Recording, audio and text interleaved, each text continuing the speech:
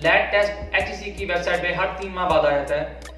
उसमें सारी इन्फॉर्मेशन दे दी जाती है कि आप इसे रजिस्टर कैसे कर सकते हैं और टेस्ट कब हो रहा है, और सारी मालूमात आप वहाँ पे दे के अप्लाई करके उसके बाद आप टेस्ट दे सकते हैं। और लैट में आपके कम से कम 50% मार्क्स होने चाहिए, जिसके बाद आप LLB के लिए एलिजिबल हो सकते हैं।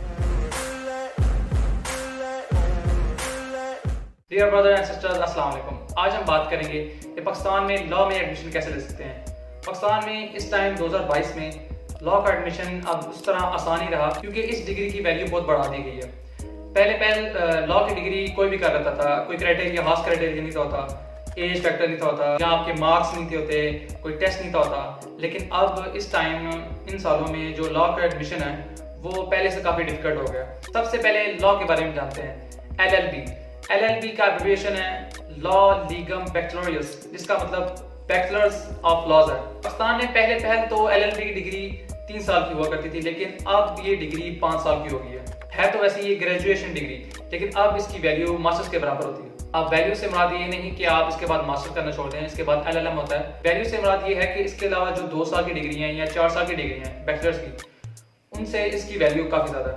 LLB के क्राइटेरिया की तरफ चलते हैं, जिसमें कम से कम आपकी इंटरमीडिएट होनी चाहिए, जिसमें आपके कम से कम नंबर 45% होने चाहिए। और इसके अलावा आपको लॉ एडमिशन टेस्ट देना होगा, जिसे लैट कहते हैं। ये टेस्ट तकरीबन साल में 3 दफ़ा HEC लेती है। लैट टेस्ट HEC की वेबसाइट पे हर 3 माह बाद आ जाता है।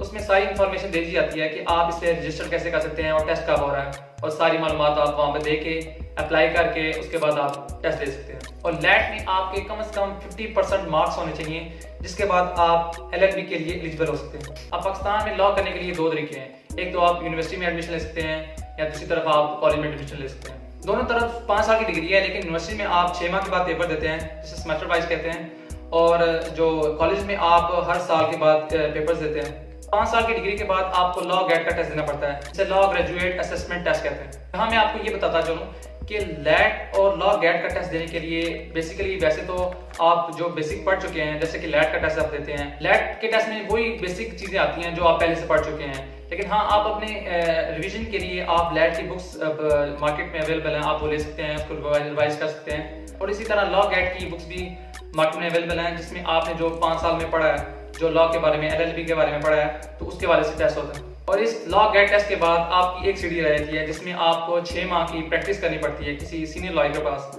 उसके बाद आप एज ए वकील एलिजिबल हो जाते हैं। अब हम ऐसी 5 यूनिवर्सिटी की बात करेंगे जो लॉ करने के लिए बेस्ट है। पहली कायद-ए-आज़म यूनिवर्सिटी इस्लामाबाद में है, जो कि HEC के मुताबिक ये पहले नंबर पर आती है। दूसरी इंटरनेशनल यूनिवर्सिटी इस्लामाबाद में है, जो HEC के मुताबिक दूसरे नंबर पर आती है, और यहाँ पर 6 साल का शरिया लॉ पढ़ाया जाता है, जिसको इस्लामिक लॉ भी कहते हैं। तीसरे नंबर पर यूनिवर्सिटी ऑफ पंजाब है, जो कि HEC के मुताबिक तीसरे नंबर पर है। चौथे नंबर पर देखें तो Lahore university of management science है, और 5वें नंबर पे HEC के मुताबिक यूनिवर्सिटी ऑफ लाहौर है। ये यूनिवर्सिटीज HEC के मुताबिक पहली 5 बेस्ट यूनिवर्सिटीज काउंट की जाती हैं। इसमें आप लॉ के अलावा बाकी डिग्रीज को भी काउंट कर सकते हैं। पर्सनली अगर आप मेरे से पूछें तो मैं आपको यूनिवर्सिटी की जो स्टडीज हैं वो प्रेफर करूंगा, क्योंकि यूनिवर्सिटीज में आपको बेहतर से बेहतर प्रोफेसर और टीचर्स मिलते हैं। यहाँ पे आपका जो कंपटीशन है वो काफ़ी हाई होता है, और यहाँ पे आपको सीखने में बहुत कुछ मिलता है। और यहाँ अगर मैं स्पेशली एज लिमिट की बात करूँ तो बॉयज़ के लिए 25 साल की उम्र और लड़कियों के लिए 29 साल की उम्र रख दी गई है, कि लड़के 25 साल की उम्र तक लॉ के लिए एडमिशन ले सकते हैं, और लड़कियां 29 साल की उम्र तक लॉ के एडमिशन ले सकती है, जो कि मेरे मुताबिक ऐसा बिल्कुल नहीं होना चाहिए। क्योंकि एक बंदा जिसकी एज लिमिट इससे बढ़ चुकी है और वो लॉ में एडमिशन लेना चाह रहा है, लेकिन वो नहीं ले सकता। इन पॉलिसीज पर यूनिवर्सिटीज को गौर करना चाहिए, और जो एजुकेशन मिनिस्टर्स हैं उनको भी देखना चाहिए कि दुनिया में कहीं भी ऐसा नहीं है कि एजुकेशन की कोई एज रख दी गई हो। इसमें फ़ायदा बहुत कम है, नुकसान ज़्यादा है। और उम्मीद करता हूँ आपके काफ़ी सवालों के जवाब आपको मिल चुके होंगे। नेक्स्ट वीडियो तक के लिए इजाज़त दीजिए। अल्लाह हाफ़िज़।